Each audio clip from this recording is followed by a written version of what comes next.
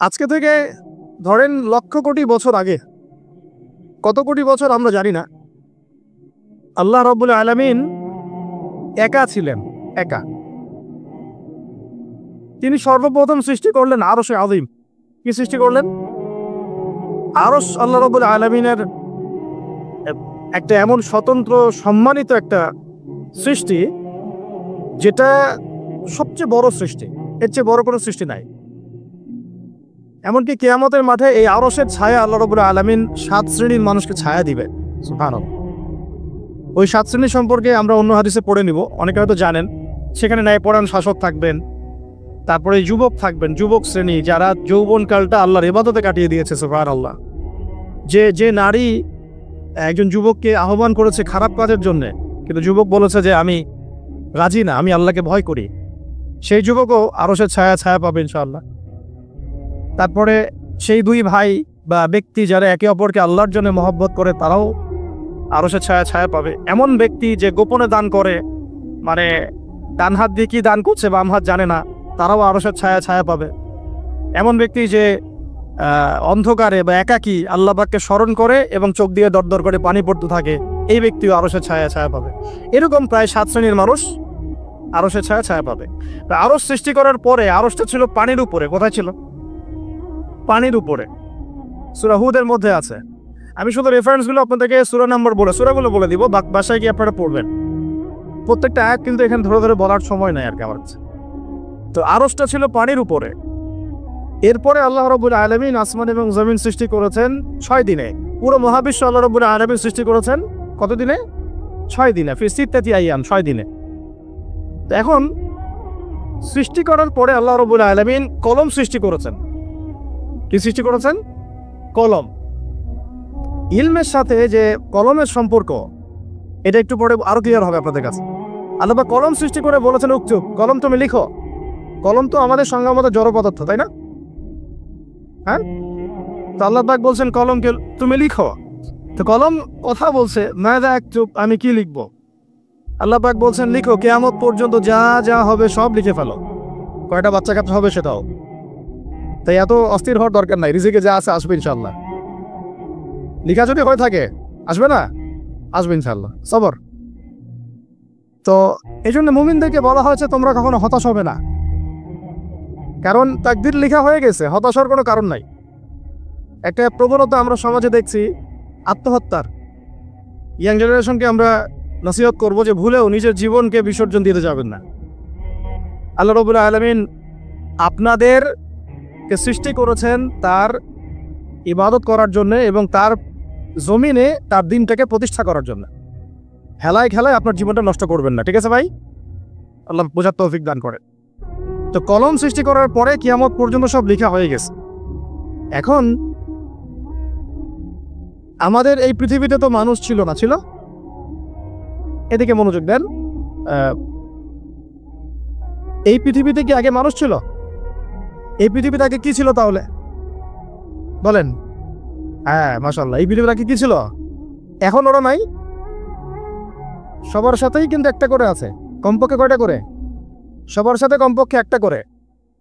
আর কোন কোন জায়গা আছে যেখানে জিনের বড় বড় আখড়া আছে। পৃথিবীতে যে জায়গাগুলো থেকে ইসলাম বিরোধী অপতৎপরতাগুলো চলে, ওখানে জিনের আখড়া বেশি। কথা বুঝতে পারছেন? তো জিন জাতিকে আল্লাহ পাক ধ্বংস করে দিয়েছেন তাদের পাপের কারণে, আল্লাহ দ্রোহিতার কারণে, অবাধ্যতার কারণে। এখন আল্লাহ রাব্বুল আলামিন ইরাদা করলেন পৃথিবীতে আমাদেরকে সৃষ্টি করবেন, মানে মানুষকে সৃষ্টি করবেন। আর আল্লাহ পাক তার সমস্ত ফেরেশতাদেরকে একত্রিত করলেন। ঘটনাটা কিন্তু খুব ইন্টারেস্টিং। আমি জানি এখানে ওলামায়ে কেরামও আছেন, তবে আমি সবার জন্য প্রযোজ্য হয় এমন কথা বলারই চেষ্টা করছি, কারণ অনেকে হয়তো এগুলো নাও জানতে পারে। আল্লাহ পাকের ভাষায় আমি যদি বলি, আল্লাহ রাব্বুল আলামিন বলছেন, আউযু বিল্লাহি মিনাশ শাইতানির রাজিম, ওয়াইয ক্বালা রাব্বুকা লিল মালায়েকা ইন্নী জাইলুন ফিল আরদি খলিফা। হে নবী মুহাম্মদ সাল্লাল্লাহু আলাইহি ওয়াসাল্লাম, তুমি স্মরণ করো সেই সময়ের কথা যখন আল্লাহ তোমার রব সমস্ত ফেরেশতাদেরকে ডেকে বলেছিলেন যে ইন্নী জাইলুন ফিল আরদি খলিফা, আমি জমিনে মানে পৃথিবীতে আমার খলিফা পাঠাতে চাই। কি পাঠাতে চাই? আরো জোরে বলেন। আল্লাহ পাক বলেননি পৃথিবীতে মানুষ পাঠাতে চাই, পৃথিবীতে নতুন কোনো মাখলুক পাঠাতে চাই। আমাদেরকে আল্লাহ পাক সম্মানের শব্দে সম্মানিত করেছেন, বিশেষায়িত করেছেন। আমাদেরকে বলেছেন আমরা আল্লাহর খলিফা, আমরা আল্লাহর খলিফা। এখন আমরা আল্লাহর খলিফা, কিন্তু পৃথিবীতে মানুষ খিলাফা শব্দ সহ্য করতে পারে না। হ্যাঁ, কি অদ্ভুত না? এটা কোরআনে কি শেষের দিকে আছে না প্রথম দিকে আছে? সূরা বাকারার একদম শুরুর দিকে 3টা 4টা 5টা পৃষ্ঠা উল্টালে দেখবেন এই একটা আছে। তো কোরআন তাহলে শুরু থেকে কখনো খুলেও দেখেনি সে ব্যক্তি, প্রমাণ হলো এটা যে খুলেও দেখে না, অথবা দেখলেও সে এড়িয়ে গেছে। আল্লাহ পাক আমাদেরকে বললেন যে পৃথিবীতে আমি আমার খলিফা পাঠাতে চাই। তাহলে আদম আলাইহিস সালামকে আল্লাহ পাক মোহাব্বতের শব্দে, সম্মানের শব্দে বিশেষায়িত করলেন কি বলে? সুবহানাল্লাহ, সুবহানাল্লাহ। আর খলিফা কাকে বলে এটা আমি আপনাদেরকে বোঝাচ্ছি একটা দোয়া থেকে, একটা দোয়া থেকে। এই যে গাড়িতে করে আমরা বাসা থেকে আসলাম বা যখন কোনো সফরে যাই, আমরা একটা দোয়া পড়ি, সুবহানাল্লাযী সাখখারা লানা হাযা ওয়া মা কুন্না লাহু মুকরিনিন ওয়া ইন্না ইলা রাব্বিনা লামুনকালিবুন। এতটুকু তো পড়ি নাকি? বা এগুলো পড়তে হবে? বই মেলায় এসেছি শুধু লেকচার শোনার জন্য না, ছবি তোলার জন্য না। আজকে জীবনটা পরিবর্তন করা, নিয়াত করে যাইতে হবে। ঠিক আছে ভাই? বই প্রকাশ করা, ছাপানো, বিক্রি করা, লেখা, এর চেয়ে বড় কথা আমার জীবনটা ইলমের আলোয় আলোকিত করা। আমি বই লিখলাম ধরেন একটা, আমার মধ্যে সেই আমল নাই, লাভ নাই। লাভ আছে? আমি বই ছাপাইছি 100, 200, 500, 1000, আমি নিজেই আমল করি না, হবে? আগে আমল, আমল জরুরি। ইলমের সাথে আমলটা খুব বেশি জরুরি। আলেম তাকেই বলা হয় যে ইলম অনুযায়ী আমল কর। আল্লাহ পাক বলেন লিমা তাকুলুনা মা লা তাফআলুন, তোমরা এমন কাজ, এমন কথা কেন বলো যে আমল নিজেরাই করো না? কাবুরা মাকতান ইনদাল্লাহ আন তাকুলু মা লা তাফআলুন, আল্লাহর কাছে সবচেয়ে গর্হিত একটা অপরাধ, তোমরা একটা কথা বলবা কিন্তু আমল করবা না। তো দোয়াটা মুখস্থ করবেন। এই দোয়ার নিচে একটা অংশ আছে, আল্লাহুম্মা আনতা সাহিবু ফিস সাফারি। আমার কথাটা শুনেন, খলিফার অর্থটা বুঝেন। অনেকে তো অনেকভাবে ব্যাখ্যা করে আর কি। আল্লাহুম্মা আনতা সাহিবু ফিস সাফারি, আল্লাহ তুমি এই সফরে আমার সাথী। সফরে বের হওয়ার সময় দোয়া পড়ছি আমরা, আল্লাহুম্মা আনতা সাহিবু ফিস সাফারি, আল্লাহ তুমি এই সফরে আমার সাথী। ওয়াল খলিফাতু ফিল আহলি ওয়া মালি, আল্লাহ আমি তো বাসায় নাই, আমার বাসার আহাল মালের খলিফা হচ্ছে তুমি আল্লাহ। তাহলে খলিফা শব্দটি কি বুঝলেন? আল্লাহ আমার বাসার আহাল মালের খলিফা মানে কি? আমার স্থলাভিষিক্ত তুমি আল্লাহ, আমি ওখানে নাই বাসায়, আমি সফরে বের হয়ে গেছি, আমার স্ত্রী, আমার সন্তান, আমার মাল, আমার জান, এগুলোর দায়িত্ব তোমার, তুমি খলিফা। কত চমৎকার দোয়া। তাহলে পৃথিবীতে আমি আমার খলিফা পাঠাতে চাচ্ছি, তার অর্থ কি? আল্লাহ রাব্বুল আলামিন এই পৃথিবীতে আমাদেরকে তার প্রতিনিধি বানিয়েছেন। সুবহানাল্লাহ, সুবহানাল্লাহ। তাহলে আমরা নিজেদের আত্মপরিচয় ভুলে গেলাম যে আমরা আল্লাহর প্রতিনিধি পৃথিবীতে, তাই না? আমরা এখন আব্রাহাম লিঙ্কনের পূজা করতেছি। আব্রাহাম লিঙ্কনের পূজা তো বুঝেন না আপনারা, এটা হচ্ছে যে সকল ডেমোক্রেসি পূজার। আল্লাহ পাক বলছেন ওয়াল্লামা আদামাল আসমাআ কুল্লাহা, আল্লাহ বলছেন আমি আদমকে এই মহাবিশ্বের যত নাম আছে, নাম, নাউন্স, ইসম, সব শিক্ষা দিয়েছি। সুবহানাল্লাহ। এই মহাবিশ্বের যত নাউন্স, নাম, এখানে ইসম শব্দের অর্থ কিন্তু জ্ঞান। ইসম মানে কি? এখানে জ্ঞান। মহাবিশ্বের যে জ্ঞানগুলো আছে, এই জ্ঞানগুলো আল্লাহ পাক আমাদের আদি পিতাকে শিক্ষা দিয়েছেন। আমাদের আদি পিতাকে আল্লাহ নিজে শিক্ষা দিয়েছেন। সুবহানাল্লাহ।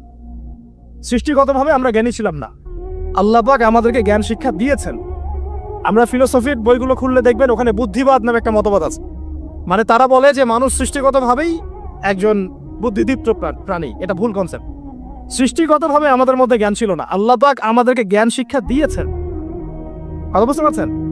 একটা মতবাদ তাদের আছে অভিজ্ঞতাবাদ, মানে মানুষ অভিজ্ঞতা থেকেই শিখে। আরেকটা আছে সমন্বয় মতবাদ, আপনারা দেখলো অনেকে পড়েছেন হয়তো।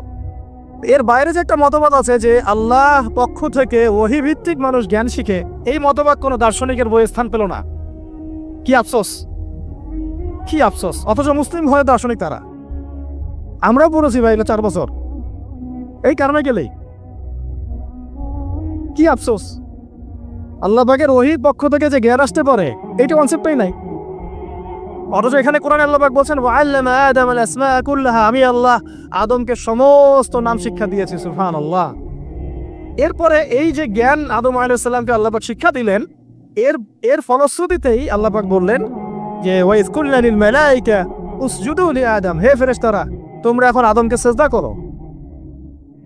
কি ফেরেশতাদেরকে দিয়ে আল্লাহ পাক আমাদের পিতাকে সিজদা করালেন কিসের মানদণ্ডে? কিসের কারণে? জ্ঞানের কারণে। জ্ঞানের কারণে ফেরেশতাদেরকে আল্লাহ পাক বললেন যে এই নামগুলো বলে দাও তো তোমরা।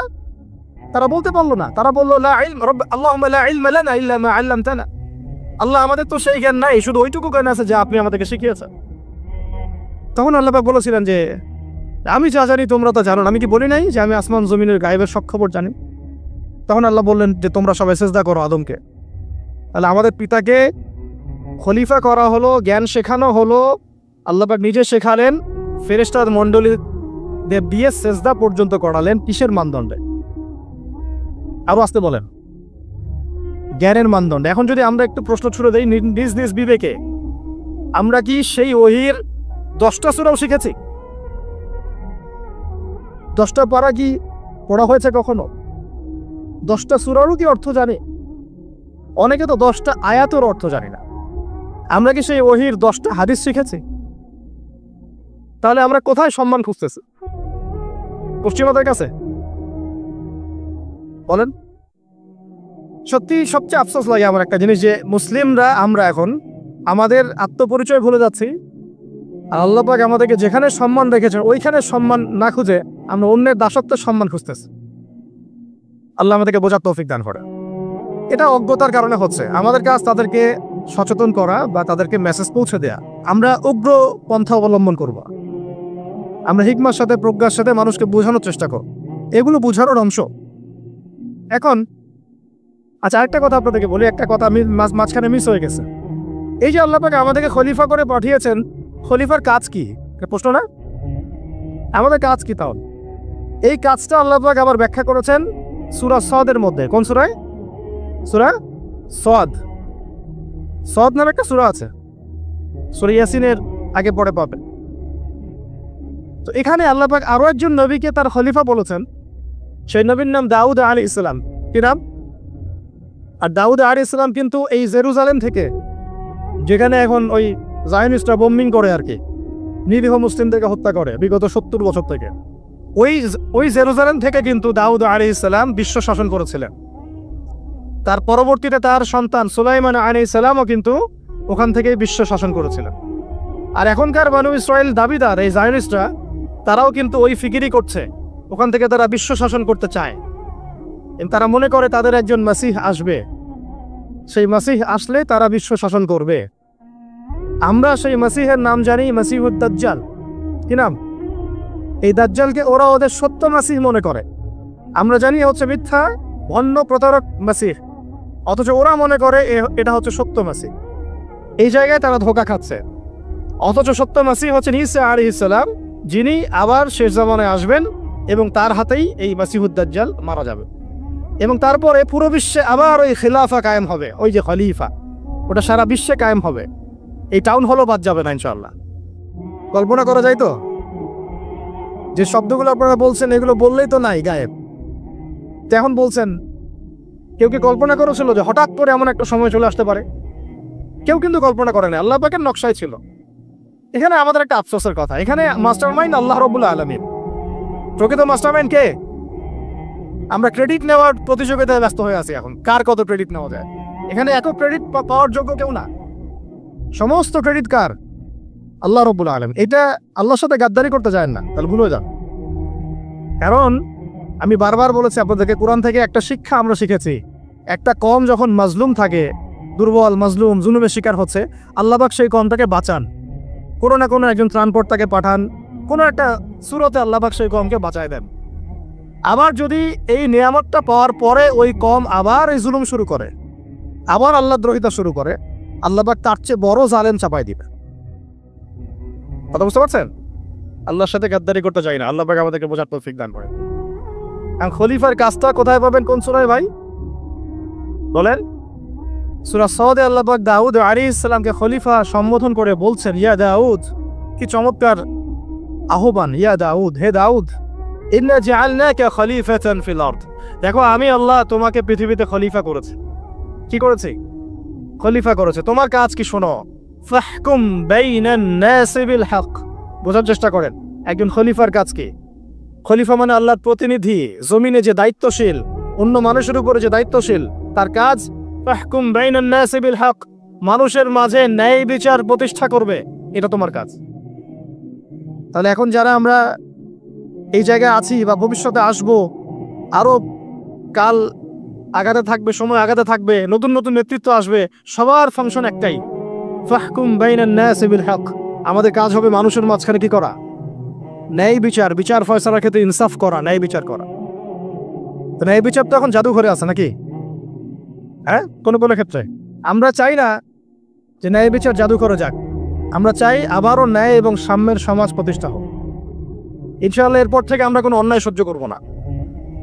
ইনশাআল্লাহ এরপর থেকে আমরা কোনো জল্লাদতন্ত্র কায়েম করতে দিব না। আমাদের যা আছে তাই নিয়ে প্রতিবাদ হবে ইনশাআল্লাহ। কারণ এখনকার প্রজন্ম প্রতিবাদের ভাষা বুঝে। এখন যদি আপনারা আবার সেই প্রাচীন জুলুমের তন্ত্রে মন্ত্রে ফিরে যান, তাহলে আল্লাহর গজব চলে আসবে, বড় গজব। তো খলিফার কাজ কি ভাই? কি কাজ বললাম বলেন? মানুষের মাঝখানে ন্যায় বিচার প্রতিষ্ঠা করা। আচ্ছা, আরো আছে আয়াত শেষ হয় নাই।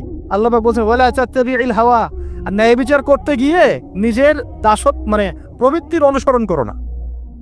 ন্যায় বিচার করতে গিয়ে নিজের প্রবৃত্তির অনুসরণ করো না, মন গড়া বিধানের অনুসরণ করো না। আমার মামা, আমার চাচা, আমার খালু পার করে দিও না। প্রবৃত্তির অনুসরণ মানে কি? মন যাচাই তাই করো না। ন্যায় বিচার করতে গিয়ে আল্লাহ পাকের বিধান মেনে চলো। কারণ সূরা মাইদাতে আল্লাহ পাক বলেছেন আয়াত নাম্বার 44, 45, 47-এ, ওয়ামান লাম ইয়াহকুম বিমা আনজালাল্লাহ ফাউলাইকা হুমুল কাফিরুন। যারা আল্লাহ পাকের হুকুম অনুযায়ী বিচার ফয়সালা করে না, তারা কাফের। 45-এ গিয়ে আল্লাহ বলছেন ওয়ামান লাম ইয়াহকুম বিমা আনজালাল্লাহ ফাউলাইকা হুমুল ফাসিকুন। যারা আল্লাহ পাকের বিধান অনুযায়ী বিচার ফয়সালা করে না, এরা ফাসিক, পাপাচারী। 47 নম্বর আয়াতে গিয়ে আবার বলছেন ওয়ামান লাম ইয়াহকুম বিমা আনজালাল্লাহ ফাউলাইকা হুমুজ জালিমুন। যারা আল্লাহর হুকুম বিধান অনুযায়ী বিচার ফয়সালা করে না, এরা জালেম। তো কাফেরও বলেছেন আল্লাহ, ফাসিকও বলেছেন, জালেমও বলেছেন। তাহলে বিচার ফয়সালা করার ক্ষেত্রে আল্লাহ পাকের বিধানকে সর্বোচ্চ অগ্রাধিকার দিতে হবে, নিজের প্রবৃত্তির অনুসরণ করা যাবে না। যদি করে তাহলে কি হবে? ইউদিল্লাকা আন সাবিলিল্লাহ, তাহলে এটা তোমাকে আল্লাহর রাস্তা থেকে সরায় নিয়ে যাবে। এর ফলে কি হবে? জেনে রেখো, ইন্নাল্লাযীনা ইউদিল্লুনা আন সাবিলিল্লাহ লাহুম আযাবুন শাদীদ বিমা নাসু ইয়াউমাল হিসাব। এটা পড়ে দেয়, নিশ্চয় যারা আল্লাহ পাকের সরল পথ থেকে বিচ্যুত হয়ে গেছে, তাদের জন্য কাল কিয়ামতের মাঠে আছে আযাবুন শাদীদ। আযাবুন শাদীদ মানে কঠিন কঠিন যন্ত্রণাদায়ক শাস্তি, এই কারণে যে তারা কিয়ামতের দিনটাকে ভুলে গিয়েছে। শাদীদের অর্থটা কি, এটা বোঝার জন্য আপনাকে সূরা হাদীদ পড়তে হবে। কোন সূরা? আসলে কোরআনের আয়াতগুলো হচ্ছে আকাশের তারার মতো। তারা দেখবেন আকাশের, তারা দেখাও সুন্নত। ইসলাম তো রসকসহীন ধর্ম না রে ভাই, সবকিছুই আছে এখানে। আসলে আমরা জানি না বলে আমরা মনে করি যে এখানে কোনো বিনোদনই নাই, তাই না? এই গান বাজনা না করলে কি হয়, মন শান্তি হয়? এরকম একটা ভাব। যদি আপনি কোরআনের ভিতর ঢুকে যান, আপনার হৃদয়ে এমন নূর আসবে, এমন তৃপ্তি আসবে যে ওগুলো আপনার শুনতে ইচ্ছা করবে না। আপনি কান বন্ধ করে ফেলবেন, নিজেই বলতেই হবে না। এখন কিছু নতুন ইসলামিস্ট আসছে, তারা এগুলোকে ইসলামের অন্তর্ভুক্ত বলে মনে করার দাবি করতেছে, যেগুলো এগুলোতে নিষেধ নাই, এগুলো তো নিষেধ করা হয় নাই। কতটুকু জানেন ইসলাম সম্পর্কে?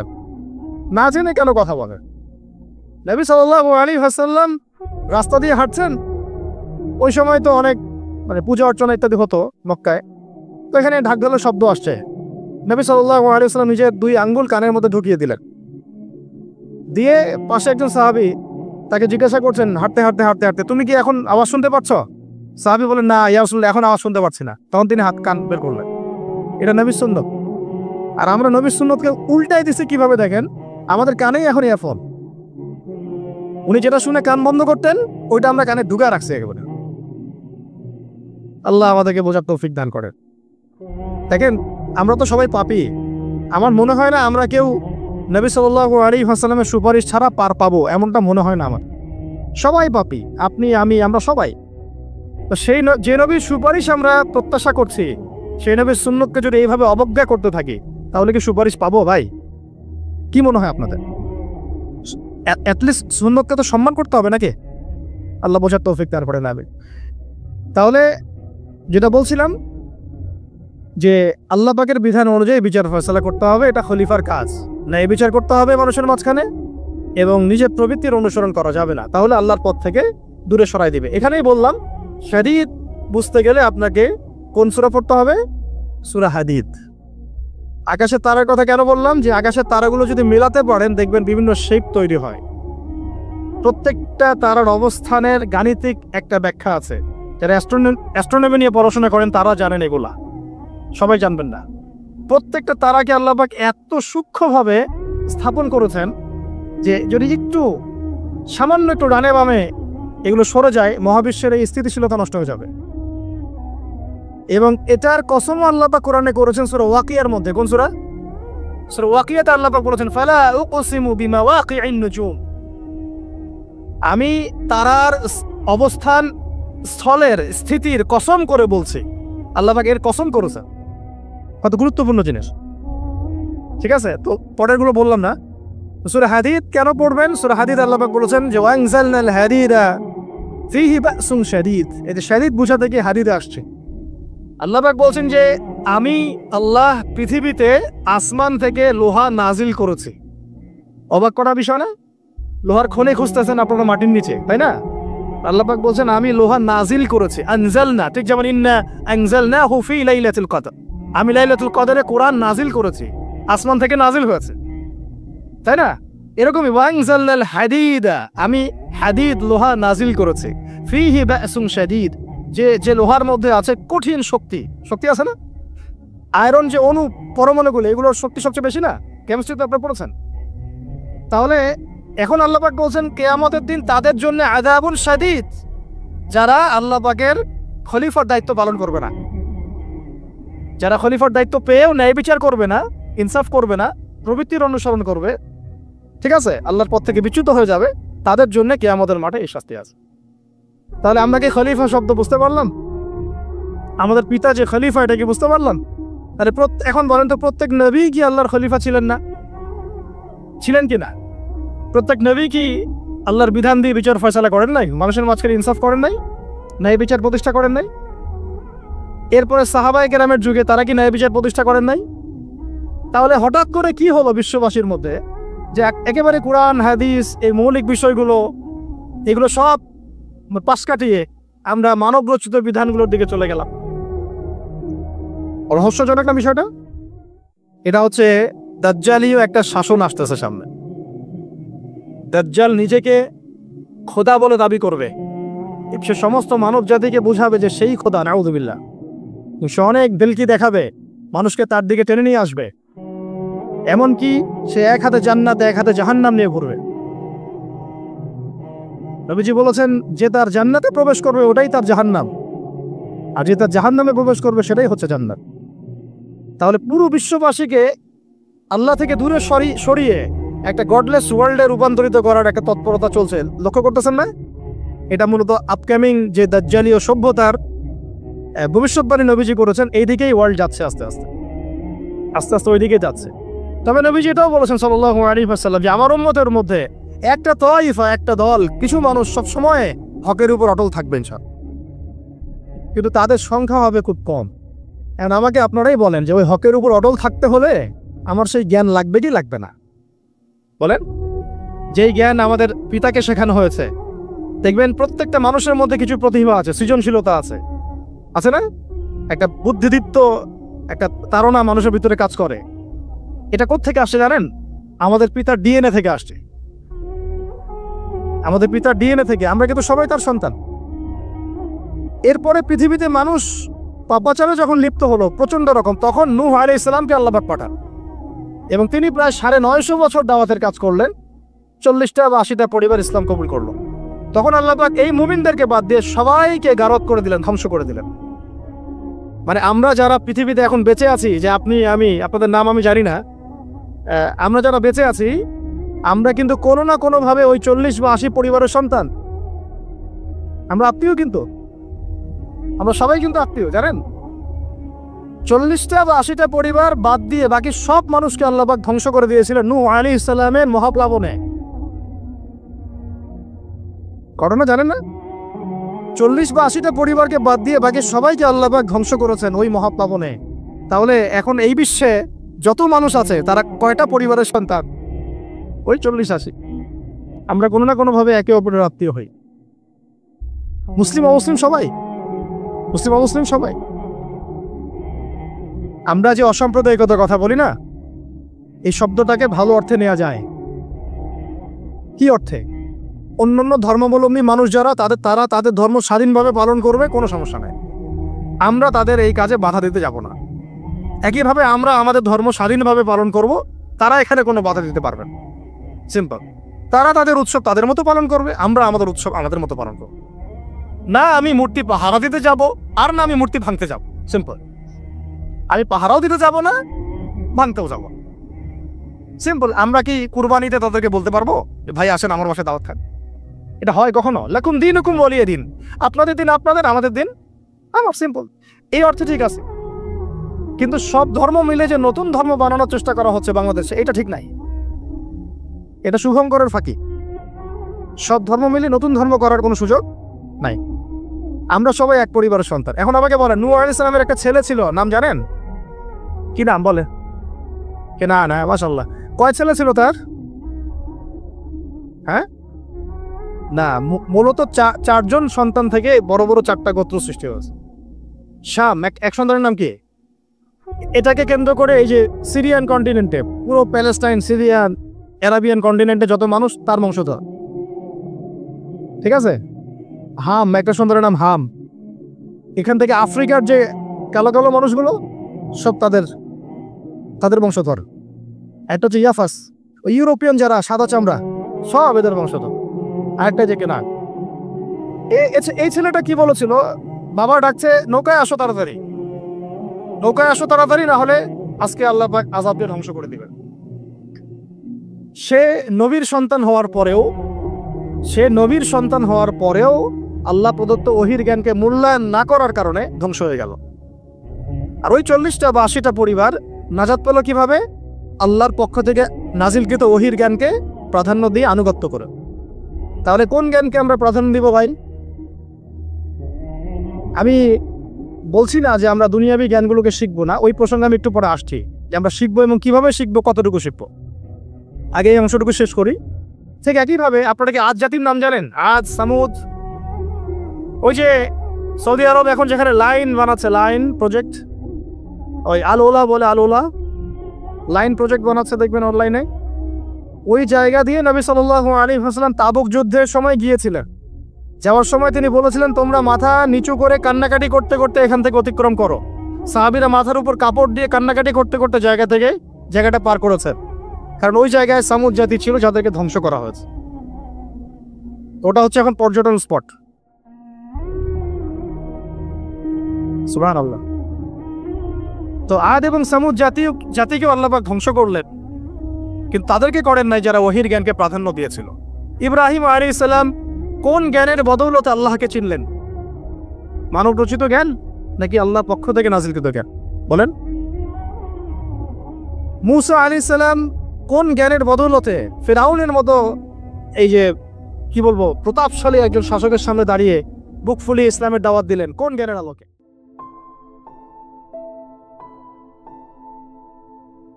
আজকে থেকে ধরেন লক্ষ কোটি বছর আগে, কত কোটি বছর আমরা জানি না, আল্লাহ রাব্বুল আলামিন একা ছিলেন, একা। তিনি সর্বপ্রথম সৃষ্টি করলেন আরশে আযীম। কি সৃষ্টি করলেন? আরশ আল্লাহ রাব্বুল আলামিনের একটা এমন স্বতন্ত্র সম্মানিত একটা সৃষ্টি, যেটা সবচেয়ে বড় সৃষ্টি, এর চেয়ে বড় কোনো সৃষ্টি নাই। এমনকি কিয়ামতের মাঠে এই আরশের ছায়া আল্লাহ রাব্বুল আলামিন 7 শ্রেণীর মানুষকে ছায়া দিবে। সুবহানাল্লাহ। ওই 7 শ্রেণী সম্পর্কে আমরা অন্য হাদিসে পড়ে নিব, অনেকে হয়তো জানেন। সেখানে ন্যায়পরায়ণ শাসক থাকবেন, তারপরে যুবক থাকবেন, যুবক শ্রেণী যারা যৌবনকালটা আল্লাহর ইবাদতে কাটিয়ে দিয়েছে। সুবহানাল্লাহ। যে নারী একজন যুবককে আহ্বান করেছে খারাপ কাজের জন্য, কিন্তু যুবক বলেছে যে আমি রাজি না, আমি আল্লাহকে ভয় করি, সেই যুবকও আরশের ছায়া পাবে ইনশাআল্লাহ। তারপরে সেই 2 ভাই বা ব্যক্তি যারা একে অপরকে আল্লাহর জন্য মহব্বত করে, তারাও আরশের ছায়া ছায়া পাবে। এমন ব্যক্তি যে গোপনে দান করে, মানে ডান হাত দিয়ে কি দান করছে বাম হাত জানে না, তারাও আরশের ছায়া ছায়া পাবে। এমন ব্যক্তি যে অন্ধকারে বা একাকী আল্লাহ পাককে স্মরণ করে এবং চোখ দিয়ে দরদর করে পানি পড়তে থাকে, এই ব্যক্তিও আরশের ছায়া ছায়া পাবে। এরকম প্রায় 7 শ্রেণীর মানুষ আরশের ছায়া ছায়া পাবে। আরশ সৃষ্টি করার পরে আরশটা ছিল পানির উপরে। কোথায় ছিল? পানির উপরে। সূরা হুদের মধ্যে আছে। আমি শুধু রেফারেন্সগুলো আপনাদেরকে সূরাগুলো বলে দিব, বাসায় গিয়ে আপনারা পড়বেন। প্রত্যেকটা আয়াত কিন্তু এখানে ধরে ধরে বলার সময় নাই আর কি আমার কাছে। তো আরশটা ছিল পানির উপরে। এরপরে আল্লাহ রাব্বুল আলামিন আসমান এবং জমিন সৃষ্টি করেছেন 6 দিনে। পুরো মহাবিশ্ব আল্লাহ রাব্বুল আলামিন সৃষ্টি করেছেন কত দিনে? 6 দিনে। ফি সিত্তাতি আইয়াম, 6 দিনে। তো এখন সৃষ্টি করার পরে আল্লাহ রাব্বুল আলামিন কলম সৃষ্টি করেছেন। কি সৃষ্টি করেছেন? কলম। ইলমের সাথে যে কলমের সম্পর্ক, এটা একটু পরে আরো ক্লিয়ার হবে আপনাদের কাছে। আল্লাহ পাক কলম সৃষ্টি করে বলেছেন উকতুব, কলম তুমি লিখো। কলম তো আমাদের সংজ্ঞা মতো জড় পদার্থ, তাই না? হ্যাঁ, তো আল্লাহ পাক বলছেন কলমকে তুমি লিখো। তো কলম কথা বলছে, মাযা আকতুব, আমি কি লিখবো? আল্লাহ পাক বলছেন লিখো, কিয়ামত পর্যন্ত যা যা হবে সব লিখে ফেলো। কয়টা বাচ্চা কাচ্চা হবে সেটাও। তাই এত অস্থির হওয়ার দরকার নাই, রিজিকে যা আছে আসবে ইনশাআল্লাহ। লিখা যদি হয়ে থাকে আসবে না? আসবে ইনশাআল্লাহ, সবর। তো এই জন্য মুমিনদেরকে বলা হয়েছে তোমরা কখনো হতাশ হবে না, কারণ তাকদীর লেখা হয়ে গেছে, হতাশার কোনো কারণ নাই। একটা প্রবণতা আমরা সমাজে দেখছি আত্মহত্যার। ইয়াং জেনারেশনকে আমরা নসিহত করবো যে ভুলেও নিজের জীবনকে বিসর্জন দিতে যাবেন না। আল্লাহ রাব্বুল আলামিন আপনাদেরকে সৃষ্টি করেছেন তার ইবাদত করার জন্য এবং তার জমিনে তার দিনটাকে প্রতিষ্ঠা করার জন্য। হেলায় খেলায় আপনার জীবনটা নষ্ট করবেন না, ঠিক আছে ভাই? আল্লাহ বোঝার তৌফিক দান করেন। তো কলম সৃষ্টি করার পরে কিয়ামত পর্যন্ত সব লেখা হয়ে গেছে। এখন আমাদের এই পৃথিবীতে তো মানুষ ছিল না, ছিল? এদিকে মনোযোগ দেন। এই পৃথিবীতে কি আগে মানুষ ছিল? এই পৃথিবীতে আগে কি ছিল তাহলে বলেন? হ্যাঁ, মাশাআল্লাহ। এই পৃথিবীতে আগে কি ছিল? এখন ওরা নাই? সবার সাথেই কিন্তু একটা করে আছে। কমপক্ষে কয়টা করে? সবার সাথে কমপক্ষে একটা করে। আর কোন কোন জায়গা আছে যেখানে জিনের বড় বড় আখড়া আছে। পৃথিবীতে যে জায়গাগুলো থেকে ইসলাম বিরোধী অপতৎপরতাগুলো চলে, ওখানে জিনের আখড়া বেশি। কথা বুঝতে পারছেন? তো জিন জাতিকে আল্লাহ পাক ধ্বংস করে দিয়েছেন তাদের পাপের কারণে, আল্লাহ দ্রোহিতার কারণে, অবাধ্যতার কারণে। এখন আল্লাহ রাব্বুল আলামিন ইরাদা করলেন পৃথিবীতে আমাদেরকে সৃষ্টি করবেন, মানে মানুষকে সৃষ্টি করবেন। আর আল্লাহ পাক তার সমস্ত ফেরেশতাদেরকে একত্রিত করলেন। ঘটনাটা কিন্তু খুব ইন্টারেস্টিং। আমি জানি এখানে ওলামায়ে কেরামও আছেন, তবে আমি সবার জন্য প্রযোজ্য হয় এমন কথা বলারই চেষ্টা করছি, কারণ অনেকে হয়তো এগুলো নাও জানতে পারে। আল্লাহ পাকের ভাষায় আমি যদি বলি, আল্লাহ রাব্বুল আলামিন বলছেন, আউযু বিল্লাহি মিনাশ শাইতানির রাজীম, ওয়াইয ক্বালা রাব্বুকা লিল মালায়েকা ইন্নী জাইলুন ফিল আরদি খলিফা। হে নবী মুহাম্মদ সাল্লাল্লাহু আলাইহি ওয়াসাল্লাম, তুমি স্মরণ করো সেই সময়ের কথা যখন আল্লাহ তোমার রব সমস্ত ফেরেশতাদেরকে ডেকে বলেছিলেন যে ইন্নী জাইলুন ফিল আরদি খলিফা, আমি জমিনে মানে পৃথিবীতে আমার খলিফা পাঠাতে চাই। কি পাঠাতে চাই? আরো জোরে বলেন। আল্লাহ পাক বলেননি পৃথিবীতে মানুষ পাঠাতে চাই, পৃথিবীতে নতুন কোনো মাখলুক পাঠাতে চাই। আমাদেরকে আল্লাহ পাক সম্মানের শব্দে সম্মানিত করেছেন, বিশেষায়িত করেছেন। আমাদেরকে বলেছেন আমরা আল্লাহর খলিফা, আমরা আল্লাহর খলিফা। এখন আমরা আল্লাহর খলিফা, কিন্তু পৃথিবীতে মানুষ খিলাফা শব্দ সহ্য করতে পারে না। হ্যাঁ, কি অদ্ভুত না? এটা কোরআনের কি শেষের দিকে আছে না প্রথম দিকে আছে? সূরা বাকারার একদম শুরুর দিকে 3টা 4টা 5টা পৃষ্ঠা উল্টালে দেখবেন এই একটা আছে। তো কোরআন তাহলে শুরু থেকে কখনো খুলেও দেখেনি সে ব্যক্তি। প্রমাণ হলো এটা যে খুলেও দেখে না, অথবা দেখলেও সে এড়িয়ে গেছে। আল্লাহ পাক আমাদেরকে বললেন যে পৃথিবীতে আমি আমার খলিফা পাঠাতে চাই। তাহলে আদম আলাইহিস সালামকে আল্লাহ পাক মোহাব্বতের শব্দে, সম্মানের শব্দে বিশেষায়িত করলেন কি বলে? সুবহানাল্লাহ, সুবহানাল্লাহ। আর খলিফা কাকে বলে এটা আমি আপনাদেরকে বোঝাচ্ছি একটা দোয়া থেকে। একটা দোয়া থেকে। এই যে গাড়িতে করে আমরা বাসা থেকে আসলাম বা যখন কোনো সফরে যাই, আমরা একটা দোয়া পড়ি, সুবহানাল্লাযী সাখখারা লানা হাযা ওয়া মা কুন্না লাহু মুকরিনিন ওয়া ইন্না ইলা রাব্বিনা লামুনকালিবুন। এতটুকু তো পড়ি নাকি? বা এগুলো পড়তে হবে? বইমেলায় এসেছি শুধু লেকচার শোনার জন্য না, ছবি তোলার জন্য না। আজকে জীবনটা পরিবর্তন করা, নিয়াত করে যাইতে হবে। ঠিক আছে ভাই? বই প্রকাশ করা, ছাপানো, বিক্রি করা, লেখা, এর চেয়ে বড় কথা আমার জীবনটা ইলমের আলোয় আলোকিত করা। আমি বই লিখলাম ধরেন একটা, আমার মধ্যে সেই আমল নাই, লাভ নাই। লাভ আছে? আমি বই ছাপাইছি 100, 200, 500, 1000, আমি নিজেই আমল করি না, হবে? আগে আমল, আমল জরুরি। ইলমের সাথে আমলটা খুব বেশি জরুরি। আলেম তাকেই বলা হয় যে ইলম অনুযায়ী আমল কর। আল্লাহ পাক বলেন লিমা তাকুলুনা মা লা তাফআলুন, তোমরা এমন কথা কেন বলো যে আমল নিজেরাই করো না? কাবুরা মাকতান ইনদাল্লাহ আন তাকুলু মা লা তাফআলুন, আল্লাহর কাছে সবচেয়ে গর্হিত একটা অপরাধ, তোমরা একটা কথা বলবা কিন্তু আমল করবা না। তো দোয়াটা মুখস্থ করবেন। এই দোয়ার নিচে একটা অংশ আছে, আল্লাহুম্মা আনতা সাহিবু বিস সাফারি। আমার কথাটা শুনেন, খলিফার অর্থটা বুঝেন। অনেকে তো অনেকভাবে ব্যাখ্যা করে আর কি। আল্লাহুম্মা আনতা সাহিবু ফিস সাফারি, আল্লাহ তুমি এই সফরে আমার সাথী। সফরে বের হওয়ার সময় দোয়া পড়ছি আমরা, আল্লাহুম্মা আনতা সাহিবু ফিস সাফারি, আল্লাহ তুমি এই সফরে আমার সাথী। ওয়াল খলিফাতু ফিল আহলি ওয়া মালি, আল্লাহ আমি তো বাসায় নাই, আমার বাসার আহাল মালের খলিফা হচ্ছে তুমি আল্লাহ। তাহলে খলিফা শব্দ দিয়ে কি বুঝলেন? আল্লাহ আমার বাসার আহাল মালের খলিফা মানে কি? আমার স্থলাভিষিক্ত তুমি আল্লাহ। আমি ওখানে নাই বাসায়, আমি সফরে বের হয়ে গেছি। আমার স্ত্রী, আমার সন্তান, আমার মাল, আমার জান, এগুলোর দায়িত্ব তোমার, তুমি খলিফা। কত চমৎকার দোয়া। তাহলে পৃথিবীতে আমি আমার খলিফা পাঠাতে চাচ্ছি, তার অর্থ কি? আল্লাহ রাব্বুল আলামিন এই পৃথিবীতে আমাদেরকে তার প্রতিনিধি বানিয়েছেন। সুবহানাল্লাহ, সুবহানাল্লাহ। তাহলে আমরা নিজেদের আত্মপরিচয় ভুলে গেলাম যে আমরা আল্লাহর প্রতিনিধি পৃথিবীতে, তাই না? আমরা এখন আব্রাহাম লিঙ্কনের পূজা করতেছি। আব্রাহাম লিঙ্কনের পূজা তো বুঝেন না আপনারা, এটা হচ্ছে যে সকল ডেমোক্রেসি পূজার। আল্লাহ পাক বলছেন ওয়াল্লামা আদামাল আসমাআ কুল্লাহা, আল্লাহ বলছেন আমি আদমকে এই মহাবিশ্বের যত নাম আছে, নাউন্স, ইসম, সব শিক্ষা দিয়েছি। সুবহানাল্লাহ। এই মহাবিশ্বের যত নাউন্স, নাম, এখানে ইসম শব্দের অর্থ কিন্তু জ্ঞান। ইসম মানে কি? এখানে জ্ঞান। মহাবিশ্বের যে জ্ঞানগুলো আছে, এই জ্ঞানগুলো আল্লাহ পাক আমাদের আদি পিতাকে শিক্ষা দিয়েছেন। আমাদের আদি পিতাকে আল্লাহ নিজে শিক্ষা দিয়েছেন। সৃষ্টিগতভাবে আমরা জ্ঞানী ছিলাম না, আল্লাহ পাক আমাদেরকে জ্ঞান শিক্ষা দিয়েছেন।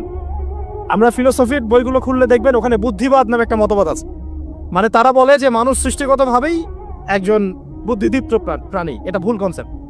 সৃষ্টিগতভাবে আমাদের মধ্যে জ্ঞান ছিল না, আল্লাহ পাক আমাদেরকে জ্ঞান শিক্ষা দিয়েছেন। কথা বুঝতে পারছেন? একটা মতবাদ তাদের আছে অভিজ্ঞতাবাদ, মানে মানুষ অভিজ্ঞতা থেকেই শিখে। আরেকটা আছে সমন্বয় মতবাদ, আপনারা দেখলে অনেকে পড়েছেন হয়তো। এর বাইরে যে একটা মতবাদ আছে যে আল্লাহ পক্ষ থেকে ওহী ভিত্তিক মানুষ জ্ঞান শিখে, এই মতবাদ কোনো দার্শনিকের বইয়ে স্থান পেল না। কি আফসোস, কি আফসোস। অথচ মুসলিম হয়ে দার্শনিক তারা। আমরাও পড়েছি ভাই 4 বছর, এই কারণে গেলেই। কি আফসোস, আল্লাহ পাকের ওহীর পক্ষ থেকে যে জ্ঞান আসতে পারে এইটা কনসেপ্টই নাই। অথচ এখানে কোরআনে আল্লাহ পাক বলছেন ওয়াল্লামা আদামাল আসমাআ কুল্লাহা, আমি আল্লাহ আদমকে সমস্ত নাম শিক্ষা দিয়েছি। সুবহানাল্লাহ। এরপরে এই যে জ্ঞান আদম আলাইহিস সালামকে আল্লাহ পাক শিক্ষা দিলেন, এর ফলশ্রুতিতেই আল্লাহ পাক বললেন যে ওয়াইজ কুল্না লিল মালাইকা উসজুদু লি আদম, হে ফেরেশতারা তোমরা এখন আদমকে সিজদা করো। কি ফেরেশতাদেরকে দিয়ে আল্লাহ পাক আমাদের পিতাকে সিজদা করালেন কিসের মানদণ্ডে? কিসের কারণে? জ্ঞানের কারণে। জ্ঞানের কারণে ফেরেশতাদেরকে আল্লাহ পাক বললেন যে এই নামগুলো বলে দাও তো তোমরা। তারা বলতে পারলো না, তারা বলল লা ইলম আল্লাহুম্মা লা ইলমা লানা ইল্লা মা আল্লামতানা, আল্লাহ আমাদের তো সেই জ্ঞান নাই, শুধু ওইটুকু জ্ঞান আছে যা আপনি আমাদেরকে শিখিয়েছেন। তখন আল্লাহ পাক বলেছিলেন যে আমি যা জানি তোমরা তা জানো না, আমি কি বলি নাই যে আমি আসমান জমিনের গায়েবের সব খবর জানি? তখন আল্লাহ বললেন যে তোমরা সবাই সিজদা করো আদমকে। তাহলে আমাদের পিতাকে খলিফা করা হলো, জ্ঞান শেখানো হলো, আল্লাহ পাক নিজে শেখালেন, ফেরেশতা মণ্ডলী দিয়ে সিজদা পর্যন্ত করালেন। কিসের মানদণ্ডে? আরো আসতে বলেন, জ্ঞানের মানদণ্ডে। এখন যদি আমরা একটু প্রশ্ন ছুড়ে দেই নিজ নিজ বিবেকে, আমরা কি সেই ওহীর 10টা সূরাও শিখেছি? 10টা পারা কি পড়া হয়েছে কখনো? 10টা সূরারও কি অর্থ জানে? অনেকে তো 10টা আয়াতের অর্থ জানি না। আমরা কি সেই ওহীর 10টা হাদিস শিখেছি? তাহলে আমরা কোথায় সম্মান খুঁজতেছি? পশ্চিমাদের কাছে? বলেন। সত্যি সবচেয়ে আফসোস লাগে আমার একটা জিনিস, যে মুসলিমরা আমরা এখন আমাদের আত্মপরিচয় ভুলে যাচ্ছি, আর আল্লাহ পাক আমাদেরকে যেখানে সম্মান রেখেছেন ওইখানে সম্মান না খুঁজে আমরা অন্যের দাসত্বের সম্মান খুঁজতেছি। আল্লাহ আমাদেরকে বোঝার তৌফিক দান করে। এটা অজ্ঞতার কারণে হচ্ছে। আমাদের কাজ তাদেরকে সচেতন করা বা তাদেরকে মেসেজ পৌঁছে দেয়া। আমরা উগ্র পন্থা অবলম্বন করব, আমরা হিকমার সাথে প্রজ্ঞার সাথে মানুষকে বোঝানোর চেষ্টা করব। এগুলো বোঝানোর অংশ। এখন আচ্ছা, আরেকটা কথা আপনাদেরকে বলি, একটা কথা আমি মাঝখানে মিস হয়ে গেছে। এই যে আল্লাহ পাক আমাদেরকে খলিফা করে পাঠিয়েছেন, খলিফার কাজ কি? প্রশ্ন না? আমাদের কাজ কি তাহলে?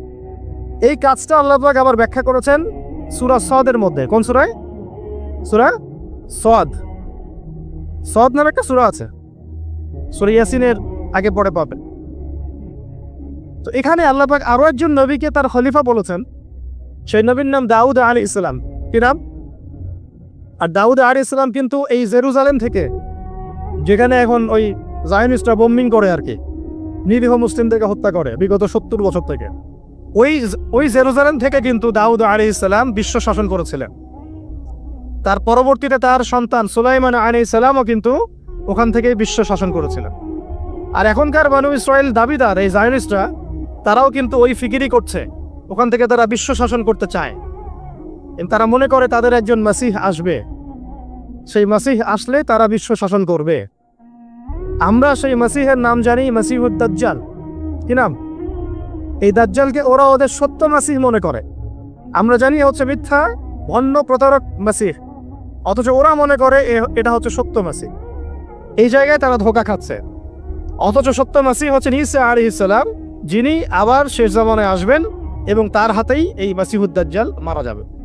এবং তারপরে পুরো বিশ্বে আবার ওই খিলাফা কায়েম হবে, ওই যে খলিফা, ওটা সারা বিশ্বে কায়েম হবে। এই টাউন হলও বাদ যাবে না ইনশাআল্লাহ। কল্পনা করা যায় তো? যে শব্দগুলো আপনারা বলছেন এগুলো বললেই তো নাই, গায়েব। তো এখন বলছেন, কেউ কি কল্পনা করেছিল যে হঠাৎ করে এমন একটা সময় চলে আসতে পারে? কেউ কিন্তু কল্পনা করে না, আল্লাহ পাকের নকশায় ছিল। এখানে আমাদের একটা আফসোসের কথা, এখানে মাস্টারমাইন্ড আল্লাহ রাব্বুল আলামিন। প্রকৃত মাস্টারমাইন্ড কে? আমরা ক্রেডিট নেওয়ার প্রতিযোগিতায় ব্যস্ত হয়ে আছি এখন, কার কত ক্রেডিট নেওয়া যায়। এখানে এত ক্রেডিট পাওয়ার যোগ্য কেউ না, সমস্ত ক্রেডিট কার? আল্লাহ রাব্বুল আলামিন। এটা আল্লাহর সাথে গাদ্দারি করতে যায় না, তাহলে ভুলে যান। কারণ আমি বারবার বলেছি আপনাদেরকে, কোরআন থেকে একটা শিক্ষা আমরা শিখেছি, একটা কম যখন মাজলুম থাকে, দুর্বল মাজলুম জুলুমের শিকার হচ্ছে, আল্লাহ পাক সেই কমটাকে বাঁচান, কোনো না কোনো একজন ত্রাণকর্তাকে পাঠান, কোনো একটা সূরাতে আল্লাহ পাক সেই কমকে বাঁচায় দেন। আবার যদি এই নিয়ামতটা পাওয়ার পরে ওই কম আবার এই জুলুম শুরু করে, আবার আল্লাহ দ্রোহিতা শুরু করে, আল্লাহ পাক তার চেয়ে বড় জালেম চাপাই দিবে। কথা বুঝতে পারছেন? আল্লাহর সাথে গাদ্দারি করতে চাই না, আল্লাহ পাক আমাদেরকে বোঝার তৌফিক দান করে। এখন খলিফার কাজটা কোথায় পাবেন? কোন সূরায় ভাই বলেন? সূরা সদে আল্লাহ পাক দাউদ আলাইহিস সালামকে খলিফা সম্বোধন করে বলছেন, ইয়া দাউদ। কি চমৎকার আহ্বান! ইয়া দাউদ, হে দাউদ, ইন্না জাআলনাকা খলিফাতান ফিল আরদ। দেখো, আমি আল্লাহ তোমাকে পৃথিবীতে খলিফা করেছি। কি করেছি? খলিফা করেছে। তোমার কাজ কি শোনো। ফাহকুম বাইনান নাসি বিল হক। বোঝার চেষ্টা করেন একজন খলিফার কাজ কি। খলিফা মানে আল্লাহর প্রতিনিধি, জমিনে যে দায়িত্বশীল, অন্য মানুষের উপরে যে দায়িত্বশীল, তার কাজ ফাহকুম বাইনান নাসি বিল হক, মানুষের মাঝে ন্যায় বিচার প্রতিষ্ঠা করবে, এটা তোমার কাজ। তাহলে এখন যারা আমরা এই জায়গায় আছি বা ভবিষ্যতে আসবো, আরো কাল আগাতে থাকবে, সময় আগাতে থাকবে, নতুন নতুন নেতৃত্ব আসবে, সবার ফাংশন একটাই, ফাহকুম বাইনান নাসি বিল হক। আমাদের কাজ হবে মানুষের মাঝখানে কি করা? ন্যায় বিচার, বিচার ফয়সালার ক্ষেত্রে ইনসাফ করা, ন্যায় বিচার করা। তো ন্যায় বিচার তো এখন জাদুঘরে আছে নাকি? হ্যাঁ, কোনো কোনো ক্ষেত্রে আমরা চাই না যে ন্যায় বিচার জাদুঘরে যাক। আমরা চাই আবারও ন্যায় এবং সাম্যের সমাজ প্রতিষ্ঠা হোক। ইনশাআল্লাহ এরপর থেকে আমরা কোনো অন্যায় সহ্য করব না। ইনশাআল্লাহ এরপর থেকে আমরা কোনো জল্লাদতন্ত্র কায়েম করতে দিব না। আমাদের যা আছে তাই নিয়ে প্রতিবাদ হবে ইনশাআল্লাহ। কারণ এখনকার প্রজন্ম প্রতিবাদের ভাষা বুঝে। এখন যদি আপনারা আবার সেই প্রাচীন জুলুমের তন্ত্রে মন্ত্রে ফিরে যান, তাহলে আল্লাহর গজব চলে আসবে, বড় গজব। তো খলিফার কাজ কি ভাই? কি কাজ বললাম বলেন? মানুষের মাঝখানে ন্যায় বিচার প্রতিষ্ঠা করা। আচ্ছা, আরো আছে আয়াত শেষ হয় নাই। আল্লাহ পাক বলছেন ওয়ালা তাত্তাবিল হাওয়া, আর ন্যায় বিচার করতে গিয়ে নিজের প্রবৃত্তির অনুসরণ করো না। ন্যায় বিচার করতে গিয়ে নিজের প্রবৃত্তির অনুসরণ করো না, মন গড়া বিধানের অনুসরণ করো না। আমার মামা, আমার চাচা, আমার খালু পার করে দিও না। প্রবৃত্তির অনুসরণ মানে কি? মন যাচাই তাই করো না। ন্যায় বিচার করতে গিয়ে আল্লাহ পাকের বিধান মেনে চলো।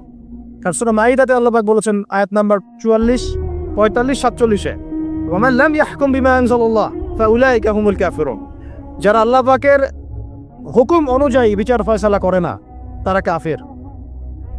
45-এ গিয়ে আল্লাহ বলছেন ওয়া মান লাম ইয়াহকুম বিমা আনজালাল্লাহ ফাউলাইকা হুমুল ফাসিকুন। যারা আল্লাহ পাকের বিধান অনুযায়ী বিচার ফয়সালা করে না, এরা ফাসিক, পাপাচারী।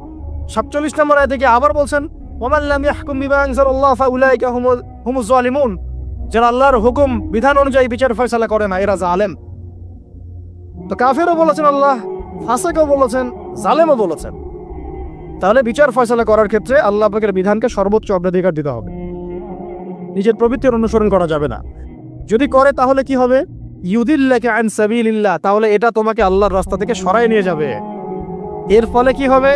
জেনে রেখো ইন্নাল্লাযীনা ইউদিল্লুনা আন সাবিলিল্লাহ লাহুম আযাবুন শাদীদ বিমা নাসু ইয়াউমাল হিসাব। এটা পড়ে দেয়, নিশ্চয় যারা আল্লাহ পাকের সরল পথ থেকে বিচ্যুত হয়ে গেছে তাদের জন্য কাল কিয়ামতের মাঠে আছে আযাবুন শাদীদ। আযাবুন শাদীদ মানে কঠিন কঠিন যন্ত্রণাদায়ক শাস্তি, এই কারণে যে তারা কিয়ামতের দিনটাকে ভুলে গিয়েছে।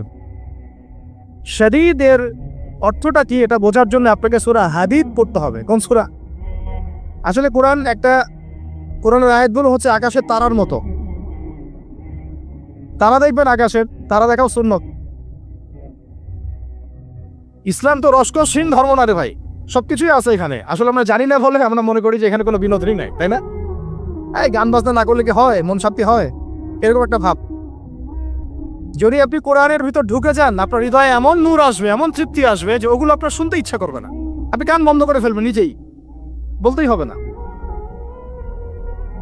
এখন কিছু নতুন ইসলামিস্ট আসছে, তারা এগুলোকে ইসলামের অন্তর্ভুক্ত বলে মনে করার দাবি করতেছে, যেগুলো এগুলোতে নিষেধ নাই, এগুলো তো নিষেধ করা হয় নাই। কতটুকু জানেন ইসলাম সম্পর্কে? না জেনে কেন কথা বলে? নবী সাল্লাল্লাহু আলাইহি ওয়াসাল্লাম রাস্তা দিয়ে হাঁটছেন, ওই সময় তো অনেক পূজা অর্চনা ইত্যাদি হতো মক্কায়। তো এখানে ঢাক ঢোলের শব্দ আসছে। নবী সাল্লাল্লাহু আলাইহি ওয়াসাল্লাম নিজের 2 আঙ্গুল কানের মধ্যে ঢুকিয়ে দিলেন, দিয়ে পাশে একজন সাহাবী তাকে জিজ্ঞাসা করছেন হাঁটতে হাঁটতে হাঁটতে হাঁটতে, তুমি কি এখন আওয়াজ শুনতে পাচ্ছ? সাহাবী বলেন, না ইয়া রাসূলুল্লাহ, এখন আওয়াজ শুনতে পাচ্ছি না। তখন তিনি হাত কান বের করলেন। এটা নবীর সুন্নত। আর আমরা নবীর সুন্নতকে উল্টাই দিছি কিভাবে দেখেন? আমাদের কানেই এখন ইয়ারফোন। উনি যেটা শুনে কান বন্ধ করতেন, ওইটা আমরা কানে ঢুকা রাখছি একেবারে। আল্লাহ আমাদেরকে বোঝার তৌফিক দান করেন। দেখেন, আমরা তো সবাই পাপী। আমার মনে হয় না আমরা কেউ নবী সাল্লাল্লাহু আলাইহি ওয়াসাল্লামের সুপারিশ ছাড়া পার পাবো, এমনটা মনে হয় না আমার। সবাই পাপী, আপনি, আমি, আমরা সবাই। তো যে নবীর সুপারিশ আমরা প্রত্যাশা করছি, সেই নবীর সুন্নতকে যদি এইভাবে অবজ্ঞা করতে থাকি, তাহলে কি সুপারিশ পাবো ভাই? কি মনে হয় আপনাদের? অ্যাটলিস্ট সুন্নতকে তো সম্মান করতে হবে নাকি? আল্লাহ বোঝার তৌফিক দান করেন। আমি তাহলে যেটা বলছিলাম যে আল্লাহ পাকের বিধান অনুযায়ী বিচার ফয়সালা করতে হবে, এটা খলিফার কাজ। ন্যায় বিচার করতে হবে মানুষের মাঝখানে, এবং নিজের প্রবৃত্তির অনুসরণ করা যাবে না, তাহলে আল্লাহর পথ থেকে দূরে সরাই দিবে। এখানেই বললাম শাদীদ বুঝতে গেলে আপনাকে কোন সূরা পড়তে হবে? সূরা হাদীদ। আকাশের তারার কথা কেন বললাম? যে আকাশের তারাগুলো যদি মেলাতে পারেন, দেখবেন বিভিন্ন শেপ তৈরি হয়। প্রত্যেকটা তারার অবস্থানের গাণিতিক একটা ব্যাখ্যা আছে। যারা অ্যাস্ট্রোনমি নিয়ে পড়াশোনা করেন তারা জানেন, এগুলা সবাই জানবেন না। প্রত্যেকটা তারাকে আল্লাহ পাক এত সূক্ষ্মভাবে স্থাপন করেছেন যে যদি একটু সামান্য একটু ডানে বামে এগুলো সরে যায়, মহাবিশ্বের এই স্থিতিশীলতা নষ্ট হয়ে যাবে। এবং এটার কসমও আল্লাহ পাক কোরআনে করেছেন সূরা ওয়াকিয়ার মধ্যে। কোন সূরা? সূরা ওয়াকিয়াতে আল্লাহ পাক বলেছেন ফালা উকসিমু বিমাওয়াকিইন নুজুম, আমি তারার অবস্থান স্থলের স্থিতির কসম করে বলছি। আল্লাহ পাক এর কসম করেছেন। কত গুরুত্বপূর্ণ জিনিস। ঠিক আছে, তো পরেরগুলো বললাম না। সূরা হাদীদ কেন পড়বেন? সূরা হাদীদ আল্লাহ পাক বলেছেন যে ওয়ানজালনাল হাদীদা ফীহি বাসুন শাদীদ, এই যে শাদীদ বুঝাতে গিয়ে হাদীদ আসছে। আল্লাহ পাক বলছেন যে আমি আল্লাহ পৃথিবীতে আসমান থেকে লোহা নাজিল করেছি। অবাক করা বিষয় না? লোহার খনি খুঁজতেছেন আপনারা মাটির নিচে, তাই না? আল্লাহ পাক বলছেন আমি লোহা নাজিল করেছি। আনজালনা, ঠিক যেমন ইন্না আনজালনাহু ফি লাইলাতুল কদর, আমি লাইলাতুল কদরে কোরআন নাজিল করেছি, আসমান থেকে নাজিল হয়েছে, তাই না? এরকমই ওয়ানজালনাল হাদীদা, আমি হাদীদ লোহা নাজিল করেছি। ফীহি বাসুন শাদীদ, যে লোহার মধ্যে আছে কঠিন শক্তি আছে না? আয়রন যে অণু পরমাণুগুলো, এগুলোর শক্তি সবচেয়ে বেশি না? কেমিস্ট্রিতে আপনারা পড়েছেন। তাহলে এখন আল্লাহ পাক বলছেন কিয়ামতের দিন তাদের জন্য আযাবুন শাদীদ, যারা আল্লাহ পাকের খলিফার দায়িত্ব পালন করবে না, যারা খলিফার দায়িত্ব পেয়েও ন্যায় বিচার করবে না, ইনসাফ করবে না, প্রবৃত্তির অনুসরণ করবে, ঠিক আছে, আল্লাহর পথ থেকে বিচ্যুত হয়ে যাবে, তাদের জন্য কিয়ামতের মাঠে এই শাস্তি আছে। তাহলে আমরা কি খলিফা শব্দ বুঝতে পারলাম? আমাদের পিতা যে খলিফা, এটা কি বুঝতে পারলাম? তাহলে এখন বলেন তো, প্রত্যেক নবী কি আল্লাহর খলিফা ছিলেন না? ছিলেন কি না? প্রত্যেক নবী কি আল্লাহর বিধান দিয়ে বিচার ফয়সালা করেন নাই? মানুষের মাঝখানে ইনসাফ করেন নাই? ন্যায় বিচার প্রতিষ্ঠা করেন নাই? এরপরে সাহাবায়ে কেরামের যুগে তারা কি ন্যায় বিচার প্রতিষ্ঠা করেন নাই? তাহলে হঠাৎ করে কি হলো বিশ্ববাসীর মধ্যে যে একেবারে কোরআন হাদিস এই মৌলিক বিষয়গুলো, এগুলো সব পাশ কাটিয়ে আমরা মানব রচিত বিধানগুলোর দিকে চলে গেলাম? রহস্যজনক না বিষয়টা? এটা হচ্ছে দাজ্জালীয় একটা শাসন আসতেছে সামনে। দাজ্জাল নিজেকে খোদা বলে দাবি করবে, সে সমস্ত মানব জাতিকে বুঝাবে যে সেই খোদা, নাউযুবিল্লাহ। সে অনেক দিলকি দেখাবে, মানুষকে তার দিকে টেনে নিয়ে আসবে, এমনকি সে এক হাতে জান্নাত এক হাতে জাহান্নাম নিয়ে ঘুরবে। নবীজি বলেছেন যে তার জান্নাতে প্রবেশ করবে ওটাই তার জাহান্নাম, আর যে তার জাহান্নামে প্রবেশ করবে সেটাই হচ্ছে জান্নাত। তাহলে পুরো বিশ্ববাসীকে আল্লাহ থেকে দূরে সরিয়ে একটা গডলেস ওয়ার্ল্ডে রূপান্তরিত করার একটা তৎপরতা চলছে, লক্ষ্য করতেছেন না? এটা মূলত আপকামিং যে দাজ্জালীয় সভ্যতার ভবিষ্যৎবাণী নবীজি করেছেন, এই দিকেই ওয়ার্ল্ড যাচ্ছে আস্তে আস্তে ওই দিকেই যাচ্ছে। তবে নবীজি এটাও বলেছেন সাল্লাল্লাহু আলাইহি ওয়াসাল্লাম যে আমার উম্মতের মধ্যে একটা তাইফা, একটা দল, কিছু মানুষ সবসময় হকের উপর অটল থাকবেন সব, কিন্তু তাদের সংখ্যা হবে খুব কম। এখন আমাকে আপনারাই বলেন যে ওই হকের উপর অটল থাকতে হলে আমার সেই জ্ঞান লাগবে কি লাগবে না? বলেন। যেই জ্ঞান আমাদের পিতাকে শেখানো হয়েছে, দেখবেন প্রত্যেকটা মানুষের মধ্যে কিছু প্রতিভা আছে, সৃজনশীলতা আছে, আছে না? একটা বুদ্ধিদীপ্ত একটা তাড়না মানুষের ভিতরে কাজ করে। এটা কোত্থেকে আসছে জানেন? আমাদের পিতার ডিএনএ থেকে আসছে। আমাদের পিতার ডিএনএ থেকে, আমরা কিন্তু সবাই তার সন্তান। এরপরে পৃথিবীতে মানুষ পাপাচারে যখন লিপ্ত হলো প্রচন্ড রকম, তখন নূহ আলাইহিস সালামকে আল্লাহ পাক পাঠান এবং তিনি প্রায় 950 বছর দাওয়াতের কাজ করলেন। 40টা বা 80টা পরিবার ইসলাম কবুল করলো। তখন আল্লাহ পাক এই মুমিনদেরকে বাদ দিয়ে সবাইকে গারদ করে দিলেন, ধ্বংস করে দিলেন। মানে আমরা যারা পৃথিবীতে এখন বেঁচে আছি, যে আপনি আমি, আপনাদের নাম আমি জানি না, আমরা যারা বেঁচে আছি, আমরা কিন্তু কোনো না কোনোভাবে ওই 40 বা 80 পরিবারের সন্তান। আমরা আত্মীয়, কিন্তু আমরা সবাই কিন্তু আত্মীয়, জানেন? 40টা বা 80টা পরিবার বাদ দিয়ে বাকি সব মানুষকে আল্লাহ পাক ধ্বংস করে দিয়েছিলেন নূহ আলাইহিস সালামের মহাপ্লাবনে। ঘটনা জানেন না? 40 বা 80টা পরিবারকে বাদ দিয়ে বাকি সবাইকে আল্লাহ পাক ধ্বংস করেছেন ওই মহাপ্লাবনে। তাহলে এখন এই বিশ্বে যত মানুষ আছে তারা কয়টা পরিবারের সন্তান? ওই 40-80। আমরা কোনো না কোনোভাবে একে অপরের আত্মীয় হই। মুসলিম অমুসলিম সবাই, মুসলিম অমুসলিম সবাই। আমরা যে অসাম্প্রদায়িকতার কথা বলি না, এই শব্দটাকে ভালো অর্থে নেওয়া যায়। কি অর্থে? অন্যান্য ধর্মাবলম্বী মানুষ যারা, তারা তাদের ধর্ম স্বাধীনভাবে পালন করবে, কোনো সমস্যা নেই, আমরা তাদের এই কাজে বাধা দিতে যাব না। একইভাবে আমরা আমাদের ধর্ম স্বাধীনভাবে পালন করব, তারা এখানে কোনো বাধা দিতে পারবেন। সিম্পল। তারা তাদের উৎসব তাদের মতো পালন করবে, আমরা আমাদের উৎসব আমাদের মতো পালন করব। না আমি মূর্তি পাহারা দিতে যাব, আর না আমি মূর্তি ভাঙতে যাব। সিম্পল। আমি পাহারাও দিতে যাব না, ভাঙতেও যাব। সিম্পল। আমরা কি কুরবানিতে তাদেরকে বলতে পারবো ভাই আসেন আমার বাসায় দাওয়াত খান? এটা হয় কখনো? লাকুম দীনুকুম ওয়ালিয়া দিন। আপনাদের দিন আপনাদের, আমাদের দিন আমার। সিম্পল। এই অর্থে ঠিক আছে, কিন্তু সব ধর্ম মিলে যে নতুন ধর্ম বানানোর চেষ্টা করা হচ্ছে বাংলাদেশে, এটা ঠিক নাই। এটা শুভঙ্করের ফাঁকি। সব ধর্ম মিলে নতুন ধর্ম করার কোনো সুযোগ নাই। আমরা সবাই এক পরিবারের সন্তান। এখন আমাকে বলেন, নূহ আলাইহিস সালামের একটা ছেলে ছিল, নাম জানেন? কি নাম বলে? কে? না না, মাশাআল্লাহ। কয় ছেলে ছিল তার? হ্যাঁ, না, মূলত চারজন সন্তান থেকে বড় বড় 4টা গোত্র সৃষ্টি হয়েছে। শাম এক সন্তানের নাম কি? এটাকে কেন্দ্র করে এই যে সিরিয়ান কন্টিনেন্টে, পুরো প্যালেস্টাইন, সিরিয়ান, অ্যারাবিয়ান কন্টিনেন্টে যত মানুষ, তার বংশধর। ঠিক আছে? হাম, একটা সন্তানের নাম হাম। এখান থেকে আফ্রিকার যে কালো কালো মানুষগুলো সব তাদের বংশধর। একটা হচ্ছে ইয়াফাস, ওই ইউরোপিয়ান যারা সাদা চামড়া, সব এদের বংশধর। আরেকটা যে কেনা, এই ছেলেটা কি বলেছিল? বাবা ডাকছে, নৌকায় আসো তাড়াতাড়ি, নৌকায় আসো তাড়াতাড়ি, না হলে আজকে আল্লাহ পাক আযাব দিয়ে ধ্বংস করে দিবেন। সে নবীর সন্তান হওয়ার পরেও আল্লাহ প্রদত্ত ওহির জ্ঞানকে মূল্যায়ন না করার কারণে ধ্বংস হয়ে গেল। আর ওই 40টা বা 80টা পরিবার নাজাত পেল কিভাবে? আল্লাহর পক্ষ থেকে নাজিলকৃত ওহির জ্ঞানকে প্রাধান্য দিয়ে আনুগত্য করে। তাহলে কোন জ্ঞানকে আমরা প্রাধান্য দিব ভাই? আমি বলছি না যে আমরা দুনিয়াবী জ্ঞানগুলোকে শিখবো না, ওই প্রসঙ্গে আমি একটু পরে আসছি, যে আমরা শিখবো এবং কিভাবে শিখবো, কতটুকু শিখবো। আগে এই অংশটুকু শেষ করি। ঠিক একইভাবে আপনারা কি আদ জাতির নাম জানেন? আদ, সামুদ। ওই যে সৌদি আরব এখন যেখানে লাইন বানাচ্ছে, লাইন প্রজেক্ট, ওই আল-ওলা বলে, আল-ওলা লাইন প্রজেক্ট বানাচ্ছে, দেখবেন অনলাইনে। ওই জায়গা দিয়ে নবী সাল্লাল্লাহু আলাইহি ওয়াসাল্লাম তাবুক যুদ্ধের সময় গিয়েছিলেন।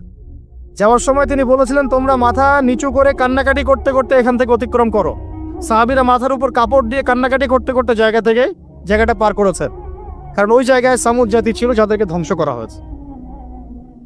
ওটা হচ্ছে এখন পর্যটন স্পট। সুবহানাল্লাহ। তো আদ এবং সামুদ জাতিকেও আল্লাহ পাক ধ্বংস করলেন, কিন্তু তাদেরকে করেন নাই যারা ওহির জ্ঞানকে প্রাধান্য দিয়েছিল। ইব্রাহিম আলাইহিস সালাম কোন জ্ঞানের বদৌলতে আল্লাহকে চিনলেন? মানব রচিত জ্ঞান নাকি আল্লাহর পক্ষ থেকে নাজিলকৃত জ্ঞান? বলেন। মূসা আলাইহিস সালাম কোন জ্ঞানের বদৌলতে ফিরআউনের মতো এই যে কি বলবো প্রতাপশালী একজন শাসকের সামনে দাঁড়িয়ে বুক ফুলিয়ে ইসলামের দাওয়াত দিলেন? কোন জ্ঞানের আলোকে?